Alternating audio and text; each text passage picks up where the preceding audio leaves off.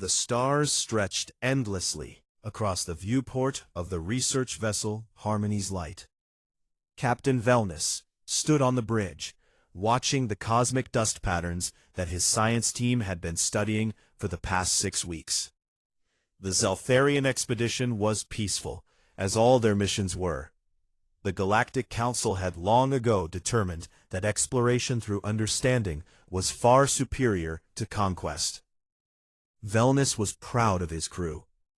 23 scientists, all dedicated to expanding knowledge of the universe. They had traveled to the Outer Rim, far from the protected core worlds, to study radiation phenomena that could only be observed in this remote region.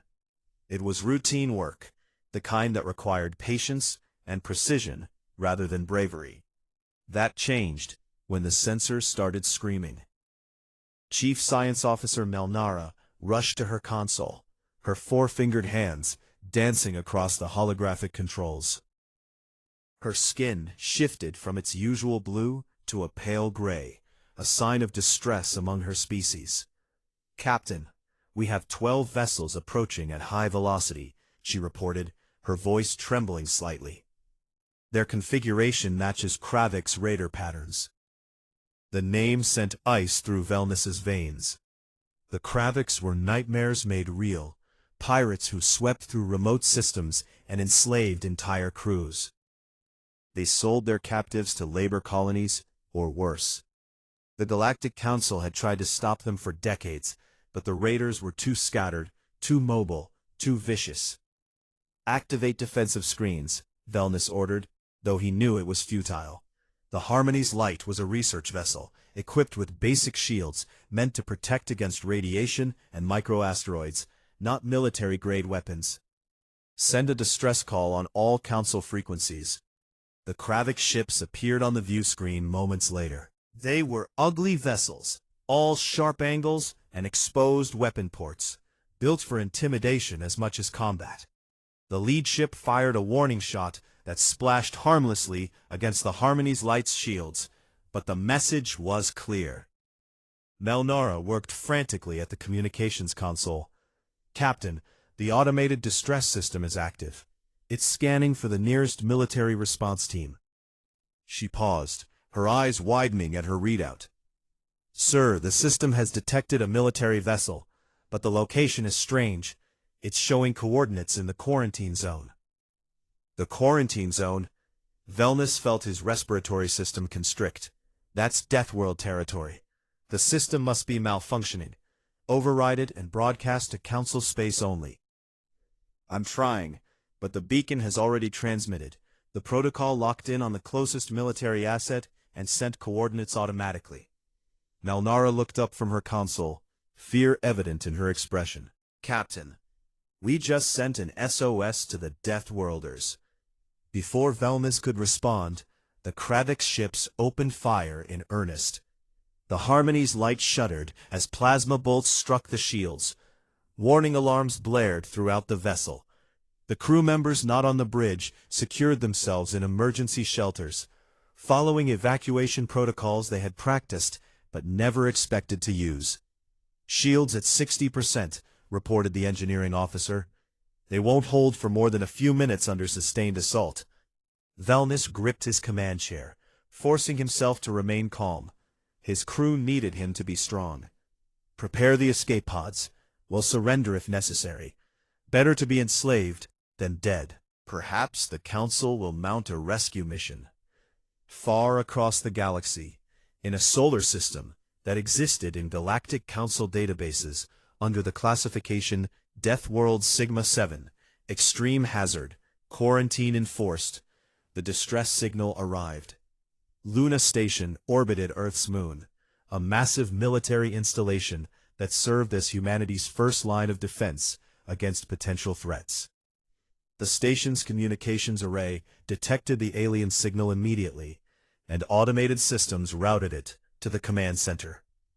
Commander Kyle Harris was reviewing supply manifests when the priority alert flashed across his screen. He was a veteran of Earth's Space Defense Force, a man who had spent 15 years protecting humanity's expansion into the solar system. He had seen a lot in his career, but never an alien distress call. "Sophie, get over here," he called to his second-in-command. Lieutenant Sophie Blake crossed the command center in 3 quick strides. She was young for her rank, brilliant and dedicated, with a talent for xenolinguistics that had been purely theoretical until this moment. She leaned over Harris's shoulder and read the translated message. "It's legitimate," she said, her voice tight with excitement and concern. "Civilian vessel under attack by hostile forces. They're requesting immediate military assistance." Harris pulled up the coordinates. The location was far beyond human-explored space, but well within range of their newest ship. "How long to translate the technical data?" "The computer is working on it now. Their systems use different protocols, but the math is universal. Give me 2 minutes." Sophie's fingers flew across her console, parsing the alien data into something human systems could understand. Harris was already moving, activating the station-wide alert. "All personnel to battle stations. This is not a drill. We have a first contact situation and possible combat deployment." The command center erupted into controlled chaos. Officers rushed to their positions, running pre-flight checks and coordinating with the docked vessels. Harris pulled up the ship roster and made his decision instantly. "Prep the Vengeance for immediate deployment. Get Captain Morrison on the line." The THS Vengeance was humanity's answer to the question of what a species from a high-gravity death world could build when they put their minds to it. 2 kilometers of reinforced hull, bristling with weapons that ranged from conventional railguns to experimental plasma systems. It carried a crew of 800, all trained to operate in conditions that would crush most organic life. Captain Jake Morrison received the alert in his quarters. He was a tall man, built strong from a lifetime on Earth's crushing gravity, with gray starting to show in his dark hair. He had commanded the Vengeance for 2 years, running patrol routes and training exercises, always preparing for a threat that had never materialized. Until now. He reached the bridge in 4 minutes, pulling on his uniform jacket as he walked. His senior officers were already at their stations. Lieutenant Maria Santos at Tactical, Navigator Ben Carter plotting courses, and Communications Specialist Amy Rodriguez working to understand the alien transmission. "Report," Morrison ordered, settling into his command chair. "Sir, we have a verified distress call from an unknown alien vessel," Santos said crisply. "They're under attack approximately 40 light-years from our position. Commander Harris has authorized our deployment." Morrison studied the tactical display. 40 light-years. The Vengeance could make that in just under 6 hours using their new hyperspace engines. Do we know who's attacking them? But the distress call indicates multiple hostile vessels. "Captain," Amy Rodriguez spoke up, "I've been analyzing the signal. These aliens, they have protocols that suggest they've never encountered humans before. And there's something else in their database fragments. References to Earth being classified as hazardous." Morrison raised an eyebrow. "They know about us but haven't made contact?" "It appears that way, sir." Morrison made his decision. Somewhere out in the dark, people were dying. The fact that they were aliens didn't change the fundamental equation. "All hands prepare for combat deployment. Engineering, I want hyperspace engines ready in 10 minutes. Tactical, load all weapons systems. Communications, keep monitoring that distress signal." The Vengeance came alive, its massive engines beginning their startup sequence. Throughout the ship, crew members secured stations and readied weapons. They were heading into the unknown, toward a first contact that could change everything. On the bridge, Morrison watched Earth growing smaller in the viewport. Somewhere out there, aliens were under attack. And humanity, the Deathworlders, the supposedly dangerous species, was about to show the galaxy what they were really made of. "Navigator, plot the jump. Take us to them." The Vengeance leaped into hyperspace, racing toward a destiny none of them could have imagined. The Harmony's light was dying. Captain Velness watched helplessly as his ship's shields flickered and failed under the relentless Kravik's assault. Smoke filled the bridge from damaged consoles, and emergency lighting cast everything in a sickly red glow. His crew had fought bravely, using every evasive maneuver their research vessel could manage, but it was never going to be enough. "Shields at 15%, Melnara reported, coughing through the acrid smoke. "Hull breaches on decks 4 and 7. Life support is failing in the aft sections." The Kravix commander's face appeared on the view screen, a grotesque being with leathery skin and too many teeth. He spoke in the common trade language, his voice dripping with cruel amusement. "Zeltharian vessel, your resistance is admirable but pointless. Surrender now and you will be sold to labor colonies.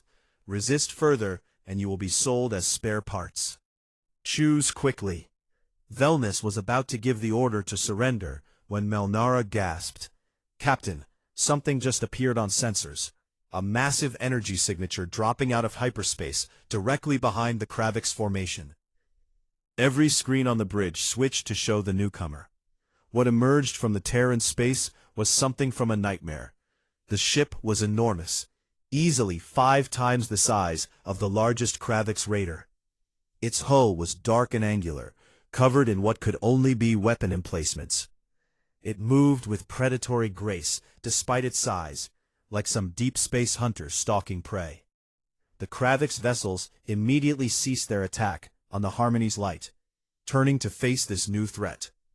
On the raider flagship, Commander Threxus stared at his tactical display in confusion.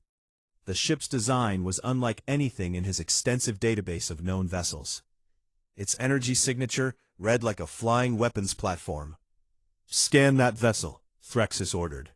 "Identify its origin." His tactical officer worked frantically, running the ship's profile through every known database. When the results came back, the officer's face went pale. "Commander, the computer has identified the origin point of that ship's transmission. It's coming from coordinates that match a quarantined death world. The records say the planet is classified as extreme hazard, unsuitable for civilized contact." Threxus felt something he rarely experienced: uncertainty. He had conquered dozens of species, raided hundreds of vessels, but Deathworlders were legends. Stories told to frighten young raiders into caution. Surely, they couldn't be real. He opened a channel to the unknown vessel, putting all the authority and menace into his voice that had cowed so many victims before. "Unknown vessel, you have entered Kravix-controlled territory. Identify yourself immediately and withdraw or face destruction." On the bridge of the Vengeance, Captain Morrison listened to the translation that Amy Rodriguez provided. He looked at the tactical display showing 12 raider vessels surrounding a badly damaged civilian ship. The situation was clear enough. "Lieutenant Santos, what's our weapons status?" he asked calmly. "All systems green, Captain. Railguns charged and ready. Plasma lances at full power. Missile batteries loaded with standard kinetic warheads." Morrison nodded. He turned to Amy. "Open a channel to those raiders." When the channel opened, Morrison spoke clearly and without emotion. "This is Captain Jake Morrison of the Terran heavy ship Vengeance. You are attacking civilians under our protection. Power down your weapons immediately and prepare to be boarded for processing, or you will be destroyed. You have 30 seconds to comply." Then the Kravix commander's laughter echoed through the channel. "Deathworlders, the myths are true, but you are alone and we are 12. Your bravado will cost you your life." Morrison glanced at his tactical officer. "Lieutenant Santos, I believe they've made their choice." "Aye, Captain. Permission to engage?"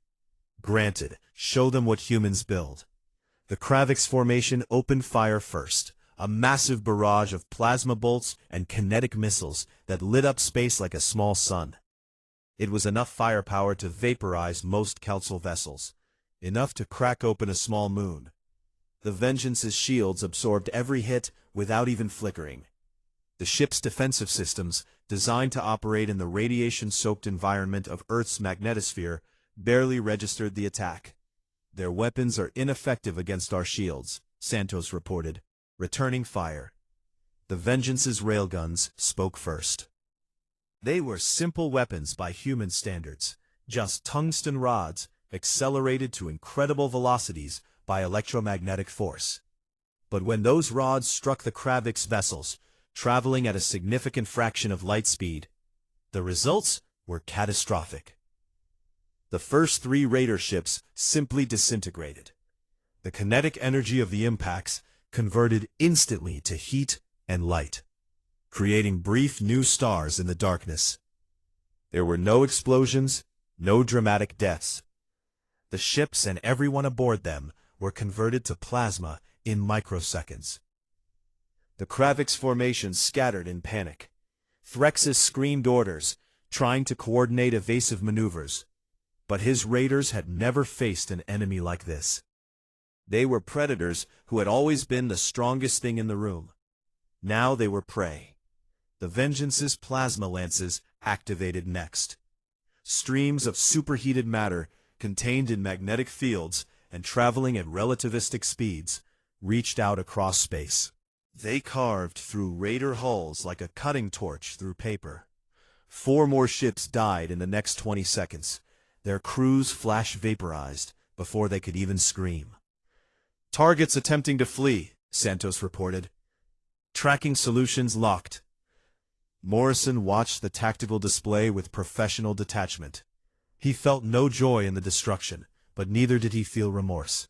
These raiders had been attacking civilians, had been preparing to enslave or kill the crew of the Harmony's Light. They had made their choice. "Fire at will, Lieutenant. No survivors." The missile batteries launched. Unlike the energy weapons, the missiles took several seconds to reach their targets, streaking across the void on pillars of nuclear fire. 3 more raider ships died as nuclear warheads detonated against their hulls, the raw force of atomic fission tearing them apart.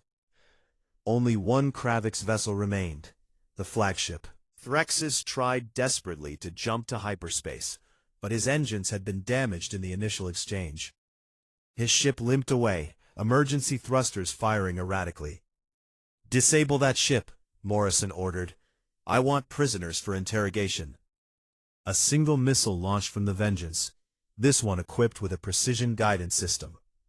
It struck the raider flagship's engine section with surgical accuracy, destroying the hyperspace generator without breaching the crew compartments. The Kravik's ship went dark, drifting powerless. From the first shot to the last, the entire battle had lasted 90 seconds. On the Harmony's Light, Captain Velness and his entire crew stood in shocked silence. They had watched the Deathworlders annihilate a Kravik's raiding fleet with the casual efficiency of someone swatting insects. The power on display was beyond anything in Galactic Council databases. Melnara's voice was barely a whisper. "Captain, they're hailing us." Velness straightened his uniform, trying to gather his composure. His hands were shaking. "Put them on screen." The human commander appeared on the view screen. Velness had read the files on Deathworld species, knew the basic biology of these creatures. They looked deceptively fragile, with their soft skin and binocular vision. But Velness knew the truth. These beings evolved on a world with crushing gravity, breathing an atmosphere that was corrosive to most species, surviving temperature swings that would kill a Zeltharian in minutes. "Civilian vessel, this is Captain Morrison of the Vengeance," the human said, his voice surprisingly gentle after the violence they had just witnessed. "The hostile forces have been neutralized. Do you require medical assistance or engineering support? We have repair drones and medical personnel standing by." Velness found his voice, though it came out higher than he would have liked. "Captain Morrison, we thank you for your timely intervention. Our ship is badly damaged, and we have casualties, but our life support is stable." Morrison nodded. "We're dispatching a repair team. They'll help patch your hull breaches and restore your systems. Our medical officer will coordinate with your doctors to assist with your wounded." "You are most generous," Velness said carefully, "but I must inform you of a serious situation. Our distress beacon was not intended to contact your species. There is a quarantine in place. The Galactic Council has classified your world as a death world, and contact is forbidden by council law. The human's expression shifted slightly, something that might have been surprise or anger. Velnus couldn't quite read the alien features. Forbidden? You're telling me your government has been aware of humanity and chose not to make contact? Death worlds are quarantined for the safety of both parties. Your environment is lethal to most council species, and species that evolve on such worlds tend to be extremely dangerous. Morrison was quiet for a moment. We responded to a distress call. We saved your lives. Does that seem dangerous to you, Captain Velnus? Velnus had no good answer to that. The humans had indeed saved them, had offered medical aid and repairs without asking for anything in return. But he had also seen what their ship could do, had watched them destroy 12 raider vessels with contemptuous ease. You saved us, and for that you have our eternal gratitude, Velnus said finally. But your intervention has created a situation that the Galactic Council will need to address. They will want to speak with you. Morrison smiled, though Velnus wasn't sure if it was a friendly expression or not. Then I guess we're about to have first contact. Tell your council we're ready to talk whenever they are. The channel closed, leaving Velnus staring at a blank screen. His world had just changed forever, and he wasn't sure whether that was a good thing or not. The repair drones from the Vengeance worked with mechanical precision, sealing hull breaches and restoring damaged systems on the Harmony's light. Captain Velnus watched through the viewport as the small machines moved across his ship's hull like metallic insects, their work efficient and thorough. Inside the ship, human engineers worked alongside his crew, their presence both helpful and deeply unsettling. Chief Engineer Rachel Kim floated in the Harmony's Light's engineering bay, examining the alien power systems with professional interest. The Zeltharian engineer, a nervous being named Torvex, hovered nearby, clearly uncomfortable with the human presence. Your fusion reactor design is elegant, Rachel commented, running her scanner over the containment field generators. Very efficient. We use a similar principle, but with higher compression ratios. Torvex's skin color shifted to a pale blue, a sign of anxiety. You work with fusion reactors in higher compression states, but the containment fields required would be enormous. The energy expenditure alone would be prohibitive. Rachel smiled, not noticing how the expression made Torvex flinch slightly. Humans showing their teeth was still an instinctively predatory gesture to many species. On Earth, we build everything stronger. We have to. Our gravity is almost double what you experience as normal. Everything we engineer has to account for that. Double gravity, Torvex whispered. How do you even move? How do your bodies not collapse under such weight? We evolved for it, Rachel explained, using her suit's thrusters to move to another section of the engine room. Our bones are denser, our muscles stronger, our cardiovascular system more powerful. What's normal for us would crush most other species. On the Harmony's Light's medical bay, Dr. Lisa Warren was having a similar conversation with the Zeltharian medical officer. The human doctor was examining one of the injured crew members, a young scientist who had been struck by debris during the attack. The fracture is clean, Lisa observed, studying the scans. Your bone density is lower than humans, but your healing factor seems accelerated. Interesting adaptation. The Zeltharian doctor, whose name was Plenix, watched the human work with a mixture of fascination and fear. Dr. Warren, forgive my curiosity, but your medical database mentions that humans can survive injuries that would be fatal to most species. Is this true? Lisa nodded, carefully applying a stabilization field to the injured Zeltharian's arm. Humans are remarkably resilient. We can lose significant amounts of blood, survive extreme temperatures, heal from broken bones, even regrow certain tissues over time. Our immune systems are incredibly aggressive, too. Aggressive immune systems? Plenix asked nervously. We have to be. Earth is covered in pathogens, viruses, bacteria, parasites. Our bodies are constantly fighting off infections. That's why we're in sealed suits right now, actually. Our normal bacterial flora would be dangerous to most species. Plenix took an involuntary step backward. You carry dangerous microorganisms naturally? Lisa realized she had frightened the alien doctor, and tried to be reassuring. Don't worry, our suits are completely sealed. We're trained in contamination protocols. But yes, what lives harmlessly on human skin would sicken most other species. It's just another adaptation to living on a death world. Back on the Vengeance, Captain Morrison stood in his ready room with his senior officers, reviewing the data they had pulled from the Kravik's flagship before the surviving raiders were locked in the brig. Commander Pete Nelson had been going through the alien databases for hours, and what he found was troubling. Captain, you need to see this, Pete said, projecting a holographic display into the center of the room. This is what the Galactic Council has on file about Earth. The display showed a rotating image of Earth, beautiful and blue, but the text surrounding it was less flattering. Lieutenant Sophie Blake read it aloud, translating from the alien script. Planet designation, Deathworld Sigma-7. Classification, Extreme Hazard. Quarantine status, Absolute. Sapient life detected, but contact prohibited under Council Resolution 847B. She paused, scrolling through more text. It gets worse. Listen to this description of Earth's environment. She continued reading. Surface gravity 1.2 times Council standard, sufficient to cause skeletal compression in most species within hours.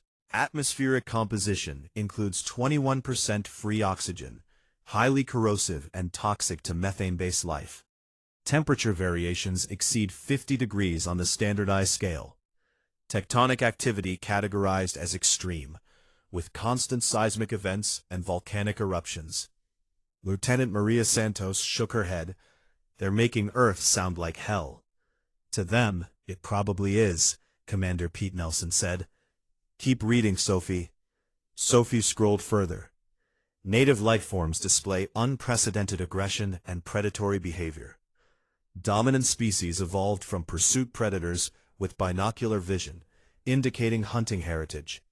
Species demonstrates tool use, abstract reasoning, and tribal warfare patterns. Recommendation: maintain observation protocols, but avoid direct contact. Deathworld species historically demonstrate extreme territorial aggression and military capability. Captain Morrison listened in silence, his expression unreadable. When Sophie finished, he spoke quietly. They've been watching us, studying us, and they decided we were too dangerous to meet. Can you blame them? Asked Lieutenant Chris Hayes, the intelligence officer. From their perspective, we're monsters. We come from a world that would kill them in a dozen different ways. We evolved from hunters. Our entire civilization is built on surviving in an environment that shouldn't support complex life. Morrison walked to the viewport, looking out at the damaged Zeltharian ship. But we're not monsters. We responded to their distress call. We saved them. Sir, there's more, Pete said. I found references to other death worlds in the Council databases. There are 47 planets classified as extreme hazard. None of them have developed spaceflight. Earth is the only death world to achieve advanced technology. Sophie pulled up another file. That might be why they're so concerned. The Council has existed for thousands of years, and it's made up entirely of species from gentle worlds. Low gravity, stable climates, peaceful evolution. They've never encountered a species like us. Morrison turned back to his officers. What do we do with this information? Major Danny Wright, the security chief, spoke up. We could go home, pretend this never happened. Let them maintain their quarantine. And abandon first contact? Sophie protested. This is the most important moment in human history. We can't just walk away. We also can't force ourselves on them, Morrison said.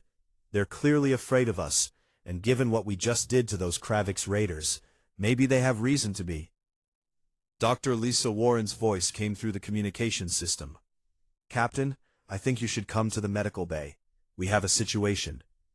Morrison and his officers hurried through the ship's corridors to the medical section.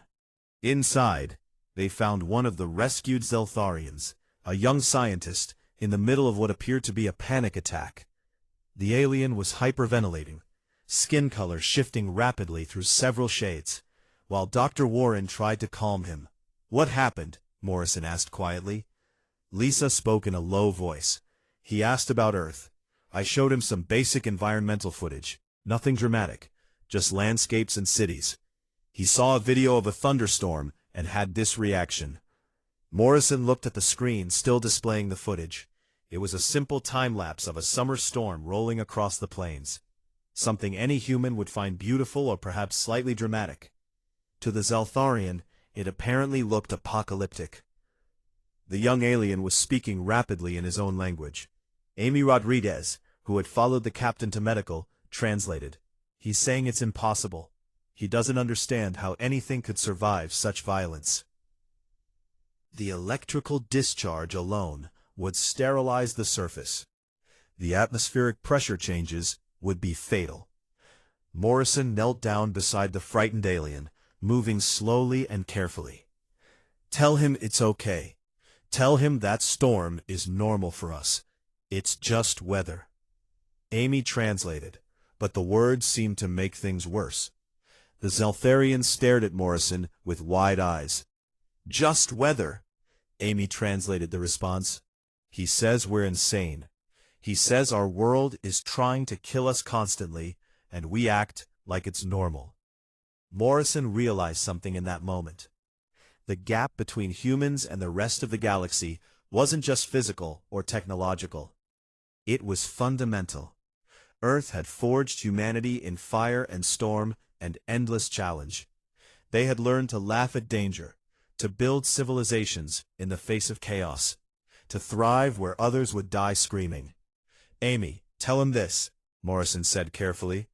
"Tell him that yes, our world is harsh, but it made us strong. It made us resilient, and it taught us to help others because we know what it's like to struggle. Tell him we're not here to hurt anyone. We're here because someone called for help." Amy translated, and slowly the young Zeltharian began to calm down. He looked at Morrison with something that might have been understanding, or at least acceptance. Captain Velness appeared in the doorway of the medical bay. "Captain Morrison, I have received communication from the Galactic Council. They wish to meet with you and your crew. They want to discuss this situation formally." Morrison stood, helping the young Zeltharian to a seat, before turning to Velness.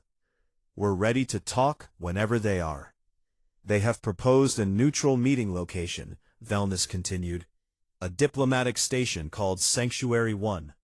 They ask that you bring a small delegation, no more than 5 individuals." Morrison nodded. "Tell your council that humanity comes in peace." Velness studied the human for a long moment. "I believe you, Captain, but I am not sure if that will be enough. The Council has never encountered anyone like you before. They are afraid, and fear makes people irrational." "Then we'll have to show them there's nothing to fear," Morrison said. "We'll show them that Deathworlders can be friends, not enemies." As Velness left to relay the message, Morrison gathered his senior officers. The real challenge was about to begin. They had won the battle against the Kraviks easily. Winning the peace with the Galactic Council would be much harder. The High Assembly Chamber, on the Council homeworld of Centralis, was in chaos. 50 representatives from different species argued simultaneously, their voices overlapping in a dozen languages, while translation systems struggled to keep pace. At the center of the storm stood Representative Quarex of the Zeltharians, trying to maintain order and failing. High Chancellor Prexis, an ancient being whose species had founded the Council thousands of years ago, finally activated the sonic dampeners. Silence fell across the chamber like a blanket. "Order," Praxis commanded, his voice carrying the weight of centuries. We will address this crisis with reason, not panic. Council Security Director Valmus stepped forward, his insectoid form clicking across the polished floor. He activated a holographic display that showed the recorded battle between the Vengeance and the Kravix Raiders. The assembly watched in horrified silence as the human warship destroyed 12 raider vessels in less than 2 minutes. This is what we face, Valmus said. A single Deathworld vessel, carrying enough firepower to level a planetary surface. Their weapons technology exceeds our most advanced systems by a significant margin. Representative Corvex of the Mytharian Collective spoke up, his breathing apparatus hissing nervously. How is this possible? We have monitored Earth for 300 cycles. They only achieved spaceflight 30 cycles ago. How did they develop such weapons so quickly? A scientific advisor stepped forward, a small being with multiple sensory organs. The Deathworld environment forced rapid technological advancement. They live under constant threat from their own planet. Violent weather, tectonic instability, predatory ecosystems. They developed advanced technology, not for exploration, but for survival. And now they have breached quarantine, said Representative Ixora of the Crystalline Reaches, her prismatic body refracting the chamber's light. The question before us is clear. Do we treat this as an invasion or an opportunity? Corex spoke carefully. Representatives, I was there. I witnessed the humans save my crew without hesitation. They offered medical aid and repairs. They asked for nothing in return. These are not the actions of conquerors. They destroyed 12 ships in 90 seconds, Valmus countered. Their capacity for violence is undeniable. Violence directed at pirates attacking civilians, Corex argued. The Kravix have plagued Council space for decades. The humans eliminated a threat we have failed to address. High Chancellor Praxis raised a hand for silence. We have two fundamental questions. First, what do we do about the humans? Second, how do we prevent this from destabilizing the Council? The debate raged for hours. Some representatives wanted to maintain the quarantine, arguing that contact with Deathworlders would be catastrophic. Others saw opportunity in an alliance with such a powerful species. A few suggested preemptive action to contain the threat, though Praxis quickly shut down such talk. Finally, Valmus presented the tactical analysis. The reality is simple. We cannot force the humans back into quarantine. Their ship is more powerful than anything in our fleet. If they choose to enter Council space, we cannot stop them. The chamber fell silent at this admission.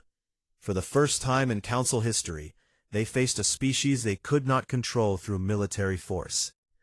Then we must control them through diplomacy, Praxis said. We will meet with them, we will assess their intentions, and we will decide how to proceed based on what we learn. Aboard the Vengeance, Captain Morrison was making his own preparations. He stood in the observation lounge with the delegation he had chosen for the meeting. Dr. Lisa Warren, Lieutenant Sophie Blake, Navigator Ben Carter, and Lieutenant Maria Santos. This is going to be the most important conversation in human history, Morrison said, looking at each of them in turn. We need to get this right. Sophie had been studying the Council databases, trying to understand the alien psychology. Captain, we need to understand their perspective. To them, we're terrifying. We come from a world that would kill most of them in hours. We're physically stronger, more aggressive, more violent by nature. Every instinct they have is telling them we're dangerous. So, how do we convince them we're not a threat? Ben asked. By being ourselves, Lisa suggested. By showing them that our strength doesn't make us cruel, that our capacity for violence doesn't define us. Maria shook her head. With respect, Doctor, they just watched us annihilate 12 ships. They've seen what we can do. Words won't change that. No, but actions might, Morrison said. We saved the Zeltharians. We offered help instead of demanding payment. We respected their space and their laws, even when we didn't know they existed. Sophie pulled up more data. Captain, I've been reading about Council history. They've existed for thousands of years without any major conflicts. They achieve consensus through discussion and compromise. War is almost unknown to them. Because they've never had to fight for survival, Ben observed. They evolved on easy worlds, perfect climates, gentle gravity, stable ecosystems. They don't understand what it means to struggle. Morrison considered this. Then maybe that's what we need to show them. That struggle doesn't make you evil. It makes you resilient. 3 days later, the Vengeance arrived at Sanctuary 1, a massive diplomatic station orbiting a lifeless moon. The station was impressive by any standard, a gleaming construct of metal and crystal that spoke of advanced technology and abundant resources. But what caught Morrison's attention was the fleet surrounding it. Captain, I'm counting 47 warships in defensive positions around the station, Maria reported from Tactical. Their weapons are powered up and tracking us. They're scared, Morrison said quietly. Can you blame them? The human shuttle detached from the Vengeance and approached the station slowly, following the flight path provided by station control. Inside the shuttle, Morrison and his team wore lightweight environmental suits designed to look non-threatening. The suits were necessary, both to protect the aliens from human bacteria and to allow the humans to operate in the station's lower gravity. As they docked and entered the station, Morrison noted the security measures: energy barriers, armed guards, biometric scanners. The Council was taking no chances. A Zeltharian escort led them through corridors built for beings smaller and lighter than humans. Morrison and his team had to move carefully, aware that their natural strength could easily damage the delicate architecture. They had practiced moving in low gravity, learning to control their momentum and avoid appearing aggressive. The conference hall was enormous, designed to accommodate representatives from dozens of species. As the human delegation entered, Morrison felt the weight of hundreds of eyes upon them. The council representatives filled tiered seating, arranged in a semicircle facing a central platform.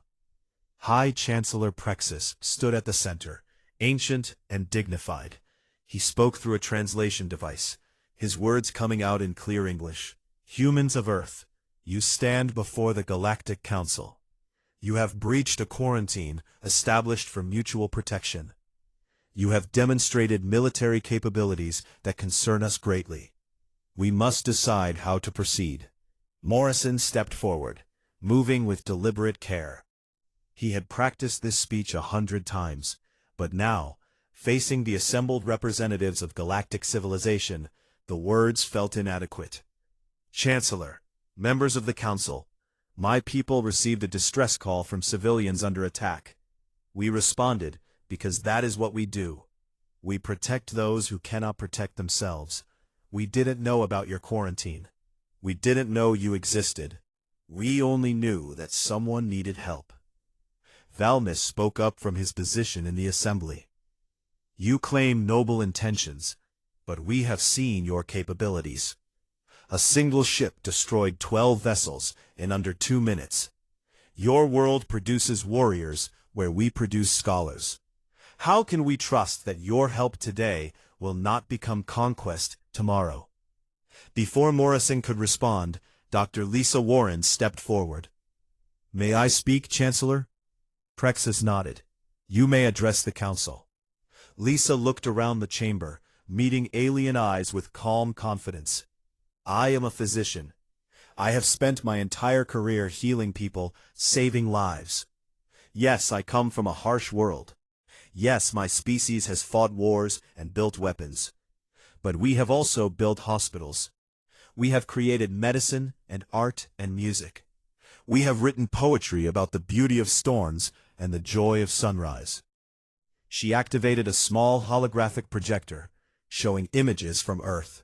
Not weapons or warships, but cities and forests, children playing, people helping each other during disasters, celebrations and gatherings. This is humanity, Lisa continued. Yes, we are strong. Yes, we can be dangerous. But we are also capable of incredible kindness. We build communities. We help strangers. We risk our lives to save others, even when it costs us everything. That is what Earth taught us. Not just how to survive, but how to survive together. The chamber was silent. Representatives stared at the images of Earth, seeing not a death world of horror, but a world of beauty and struggle and triumph. Sophie Blake spoke next. The Council has existed for thousands of years in peace, because you were fortunate enough to evolve on gentle worlds. We weren't so lucky. Earth forced us to be strong or die. But that strength came with a price. We learned that we needed each other to survive. We learned that protecting the weak is not weakness, but the highest form of strength. Ben Carter added, "You see us as warriors, and you're not wrong. But warriors aren't just destroyers. We're protectors. We stand between the innocent and the darkness. That's what we did for the Zeltharians. That's what we would do for any of you." Morrison finished, "We're not asking you to forget that we're from a death world. We're not asking you to pretend we're not dangerous. We're asking you to judge us by our actions, not your fears. Give us a chance to prove we can be your allies, not your enemies." High Chancellor Prexus was silent for a long moment, his ancient eyes studying the humans. Finally he spoke. "This council will deliberate on your proposal. We will consider what you have said and what you have done. You will have our answers soon."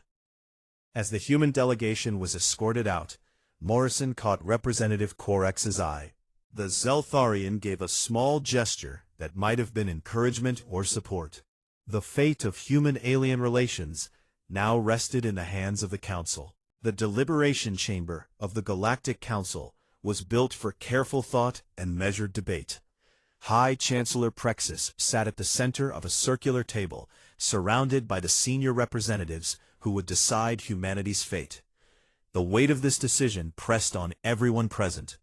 This was not merely about accepting a new species into the Council. This was about fundamentally changing what the Council represented. Representative Corvex spoke first, his breathing apparatus hissing softly. "I have reviewed the tactical data extensively. The humans possess overwhelming military superiority. If we deny them membership, we cannot enforce our decision. If they choose to enter Council space, we have no means to stop them. Then our decision must be based on trust, not force," said Representative Ixora, her crystalline form catching the light. "Can we trust Deathworlders to honor agreements when they have the power to simply take what they want?" Valmis pulled up security footage from the human delegation's visit.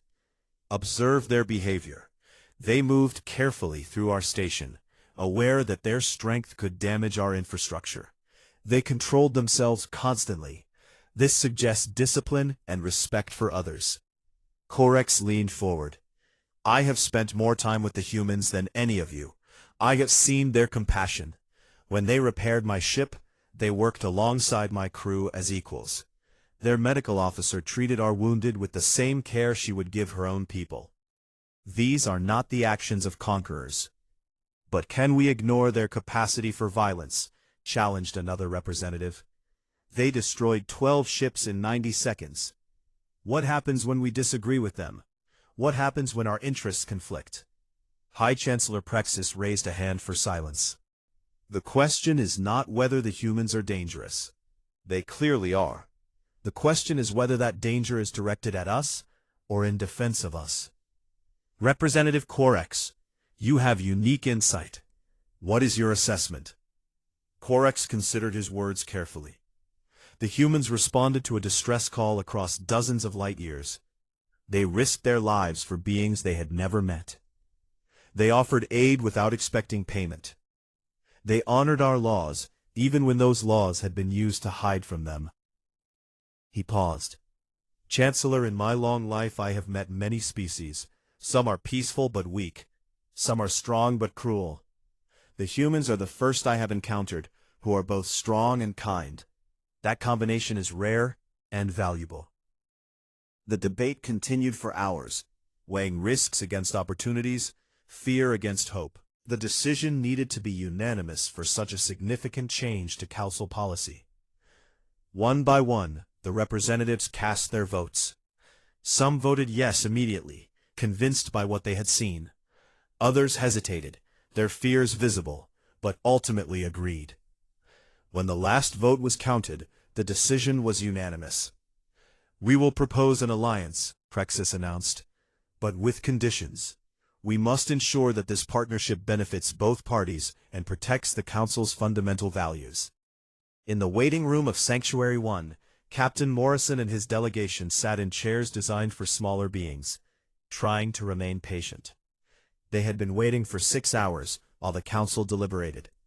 The tension was wearing on everyone. "What do you think they'll decide?" Ben Carter asked, breaking the long silence. "They'll say yes," Sophie Blake said confidently. "We've proven we're not a threat to them, and they need us, whether they want to admit it or not." Maria Santos was less certain. "They watched us destroy 12 ships. That kind of power scares people. Fear makes them irrational." Dr. Lisa Warren looked at Morrison. "What do you think, Captain?" Morrison stared at the floor, thinking. "I think we've done everything we can. We've been honest about who we are. We've shown them our strength and our compassion. The rest is up to them." A Saltharian aide entered the room. "The Council has reached a decision. High Chancellor Prexis requests your presence." They followed the aide back to the conference hall. This time, the chamber felt different, less hostile, though still wary. Prexis stood at the center, his ancient face unreadable. "Captain Morrison, representatives of humanity," Prexis began. "The Council has deliberated on your proposal for alliance. We have considered your actions, your words, and your demonstrated capabilities. We have reached a unanimous decision." Morrison felt his heart racing, but kept his expression calm. "The Galactic Council formally recognizes humanity as a sapient species, and invites Earth to join our alliance," Prexis continued. "However, this invitation comes with specific terms that we believe will benefit both parties." Prexis activated a holographic display showing the proposed agreement. First, Earth will receive full access to Council technology, including medical advances, agricultural techniques, and peaceful energy systems. Second, Earth will be granted trading rights throughout Council space, with protected routes and economic support for integration. "And in exchange?" Morrison asked. "In exchange, humanity will provide military protection for Council space," Valmus said, standing to address the chamber. "The Kraviks are not our only threat. There are pirates, raiders, and hostile forces throughout the galaxy. We are scientists and scholars, not warriors. You are warriors who protect the innocent. We need each other." Sophie Blake stepped forward. "Chancellor, if I may ask, why the change? 6 hours ago, many in this chamber seemed terrified of us." Prexis's expression softened slightly. "Because Representative Corex reminded us of something we had forgotten. The purpose of the Council is not to hide from challenges, but to bring diverse species together in cooperation. You are different from us in fundamental ways. That difference frightens us. But it is also what makes you valuable." Representative Ixora added, "We have spent thousands of years in relative peace because we are all so similar. We think alike, act alike, want the same things. But that similarity has made us weak in some ways. We cannot defend ourselves. We cannot make hard decisions. We need someone who can." "You want us to be your protectors," Morrison said slowly, understanding. "We want you to be our partners," Prexis corrected. "Protection is part of that partnership, but so is cultural exchange, scientific cooperation, and mutual respect. We teach you what we know of peace. You teach us what you know of strength. Together, we become something greater than either of us could be alone." Morrison looked at his team. Lisa nodded. Sophie smiled. Ben gave a thumbs up. Maria, ever practical, simply said, "It's a good deal, Captain." Morrison turned back to Prexis and extended his hand. "On behalf of humanity, we accept your offer of alliance." Prexis used a mechanical proxy to shake the human's hand. The gesture symbolic but meaningful. Around the chamber, representatives stood in acknowledgement, though Morrison noticed some still looked nervous. "There is one more matter. We propose establishing a permanent human embassy here on Sanctuary 1. We need someone who can represent Earth's interests and help facilitate cooperation between our peoples." "I'll send a recommendation to Earth Command," Morrison said. "We'll find someone qualified." Korax approached the human delegation after the formal ceremony ended. "Captain Morrison, I wanted to thank you personally. You saved my crew and my ship. More than that, you have given the Council an opportunity to grow beyond our limitations." Morrison smiled. "Captain Velness, your distress call changed everything for both our species. I think we're going to look back on this moment as the beginning of something important." "I hope you are right," Velness said. "But I must warn you, not everyone in Council space will be happy about this alliance. There will be those who fear you, who resist your presence. Then we'll have to prove them wrong. One day at a time, one action at a time." 2 weeks later, the Vengeance prepared to return to Earth. The ship's hold was filled with gifts from the Council, medical databases, agricultural techniques, star charts of explored space, and formal diplomatic credentials. More importantly, they carried news that would change human civilization forever. They were not alone in the universe, and they had been invited to join galactic society. On the bridge, Morrison sat in his command chair, watching Sanctuary 1 grow smaller in the viewport. His crew worked around him, efficient and professional, preparing for the jump to hyperspace. "Captain," Amy Rodriguez called from communications, "we're receiving a final transmission from Captain Velness." "Put it through." Velness's face appeared on the screen.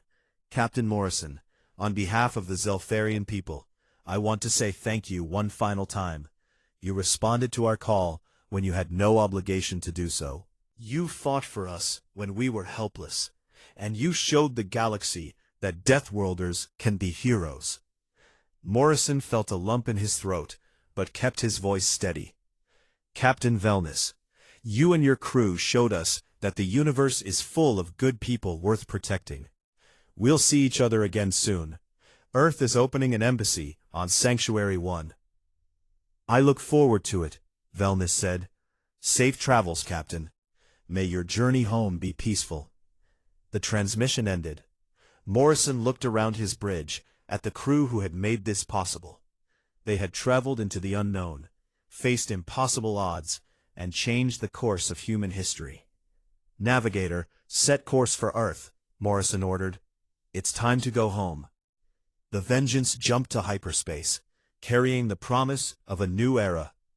Behind them, the Galactic Council began preparing for the integration of humanity into their society. There would be misunderstandings, conflicts, and challenges that no one could anticipate. But there would also be friendship, cooperation, and the chance to build something greater than either species could achieve alone. The Deathworlders and the Gentle species, working together, protecting each other, learning from each other. In the depths of space, far from both Earth and Council space, the Kravix Empire received reports of their destroyed fleet. The survivors spoke in terrified whispers about a massive ship from a death world, about warriors who moved like predators and fought with unmatched precision. The Kravix had ruled through fear for generations. Now they understood what it meant to be afraid.